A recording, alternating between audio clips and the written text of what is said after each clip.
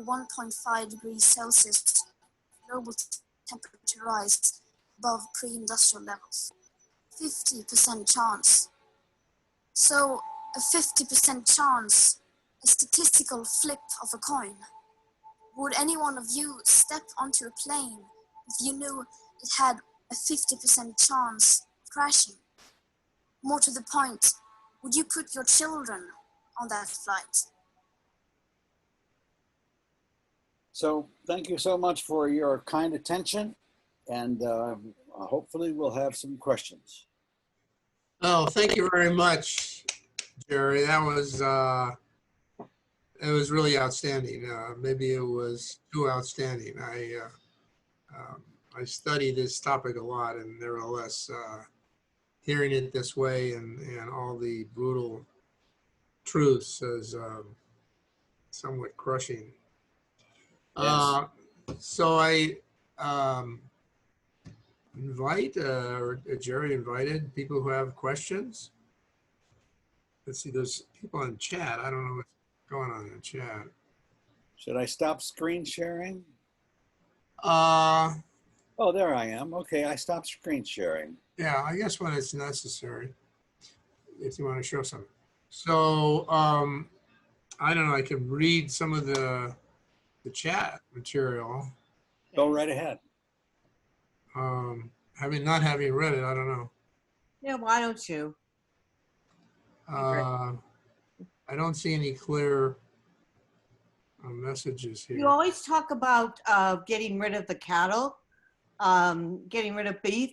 You know, the cattle aren't just going to disappear off the face of the earth.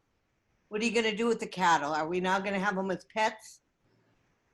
Well, we'll have to probably cull the cattle herd by 50% or less, but we have 1.5 billion cattle in the world, and if we want to reduce emissions from methane from cows, then we need to get down to 750,000, right? Yeah, I'm a butcher's daughter, by the way. I don't believe in factory farms. I think we should get rid of those. That's what I would like to do, is see those get rid of. I see. They're very unhealthy for meat Yeah. eaters. I see Patrick, you raise your hand, but you're muted. Patrick, you're muted. Okay, I just, am I Yeah, still? Now you're okay now. Okay, I just wanted to say, follow up on that, you know, more and more of the beef in the grocery store is labeled grass-fed. In the old days, there was no such thing as feedlots. Rangeland fed cows would probably produce a lot less methane, because I think they were kind of evolved to eat grass. And so grass-fed now is the marketing tool. But my research into agricultural water use in California shows that 60% is a huge number of 30 million acre feet of water used by California agriculture is dedicated to growing animal feed. Yes. Most of the largest crop is alfalfa. Alfalfa is grass. So if you grow alfalfa, which uses about 5 million, 6 million acre feet of water a year, and that doesn't count irrigated pasture at all or other field crops, but just alfalfa alone, that's a grass. So if you feed the alfalfa, which takes 5 million acre feet of water to the cows, then you can label your beef grass-fed. And it's not this low impact cow grazing, happy cows grazing on the green grass before it all dries up in California and becomes the Golden State again. What we have is kind of false advertising that we're incredible water impact. If we could take that 5 million acre feet and grow fruits and vegetables instead of feeding that alfalfa to cows, and that's both beef cows and dairy, you know, the price of cheese would probably go to $100 a pound, along with the cost of beef. But you know, I don't think there's enough natural grazing land in California to satisfy our beef habit.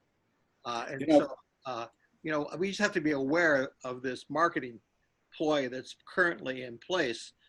Just look around the grocery store. Most of the beef you'll see is labeled grass-fed now.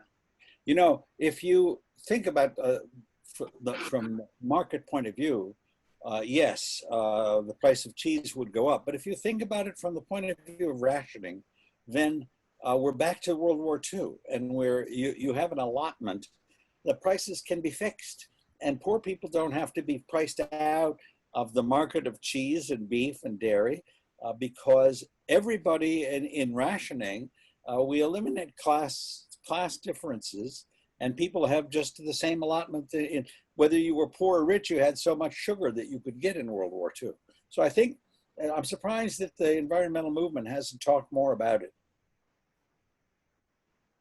This is Lisa Barbosa. I just want to tell you, I really enjoyed your talk. I've been following this topic for many years, and I just think you did a fantastic job in putting it all down.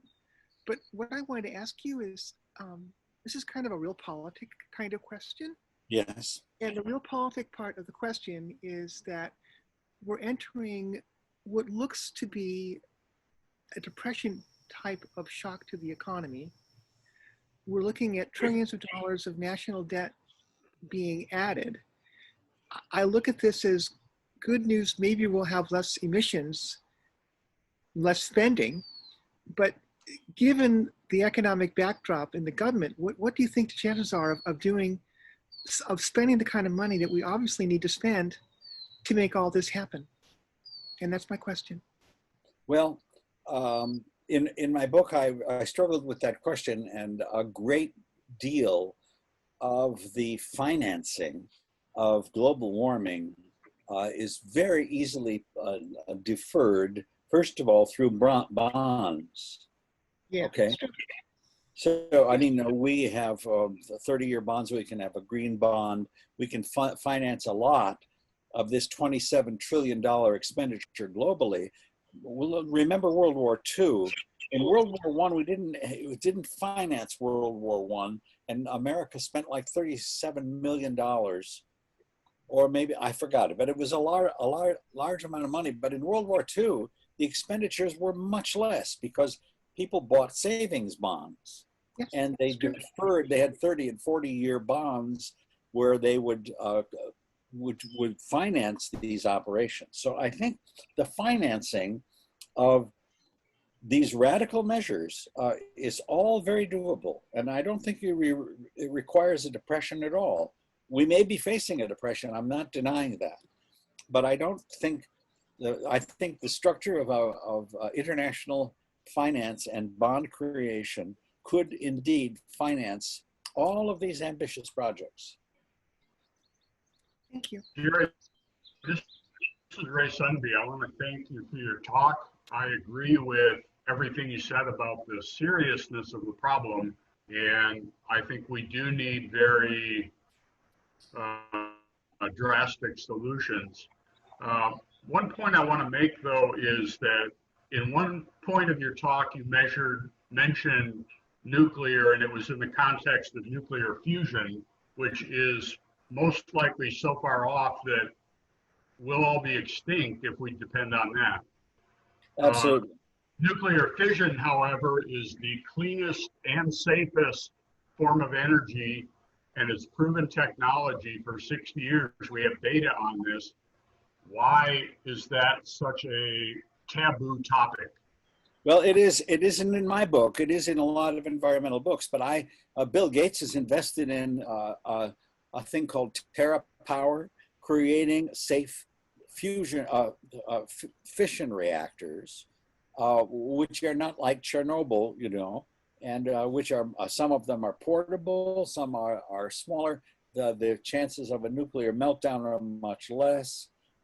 So there is a future for nuclear energy.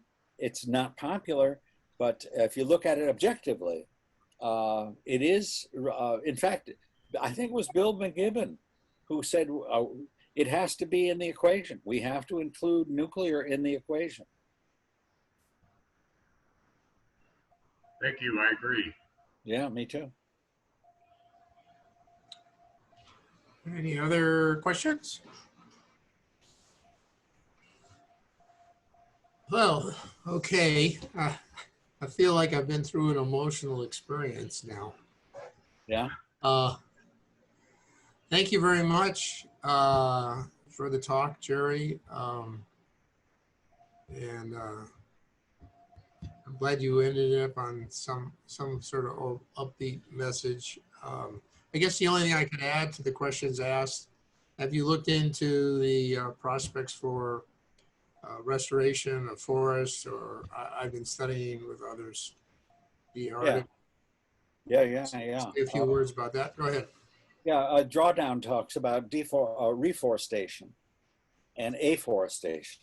Reforestation is planting trees which have been cut down. Afforestation is planting trees where there have been no trees before. But there's a problem, and that is that what kind of tree are you going to plant? The Japanese recommend what is called a kiri tree, which is 10 times more efficient at absorbing CO2 than other trees, and it grows rapidly. So there is a great deal that can be learned in, by the way, Ireland is doing a lot of it. Canada is doing some of it. There's a lot more that could be done, but some countries are really making progress in reforesting, and it takes 7 trees to absorb the CO2 of 1 person. So we need to have, quite a few billion trees working, and we have to plant them now if we want them to start working 10 years from now. So I've also heard it said that the ocean absorbs more CO2 than all the trees in the world. And if we could do something to get more things growing in the ocean, one of the solutions that I heard is to take all the abandoned oil wells that are out there and surround them with netting to grow kelp on. Oh, wonderful. Yeah, there are as many projects that are ambitious like that. But well, my reservation about that is that everything that we read about is, like Greta said, we've heard about these pep talks for 30 years, algae and this and that. You know, we just, about a month ago, we were talking about a 10 square mile solar farm, hooray, the largest in the world. When we think about needing 95,000 square miles of solar farm, it shrinks in its interest to me. It shrinks it's just a demonstration project. We have to get past demonstration projects. Thank you, Jerry. Okay, thank you so much. I really appreciate it. I know you have the website. You want to explain the name of the website? It's called collectivepsych.com. One word, collectivepsych.com. That's where you can get the book and see videos and things like that. I think I left it up there on my there it is. You see it? On my desktop. Well, hold on. I can't manipulate this screen too well. Okay, let's just wait a couple. There it is. You see that? Not yet. Share screen. Oh, I lost it. I'm afraid I've lost the ability to share screen here. You did. Anyway, I'm going to say goodbye to you. Okay. Well, thank you very much. By the way, we peaked out around 49, and I think that is definitely a maximum number of attendees. I think we lost a few as this litany of bad information came through. Oh, I don't know. Some people left the Q&A. Okay, thanks again. Appreciate it. Thank you so much for inviting me, Gary. Take care. You're welcome. Thanks, everyone. Maybe we'll do it again in a different forum. All right. All the best. Take care. Thank you. Night. Bye. Thank you.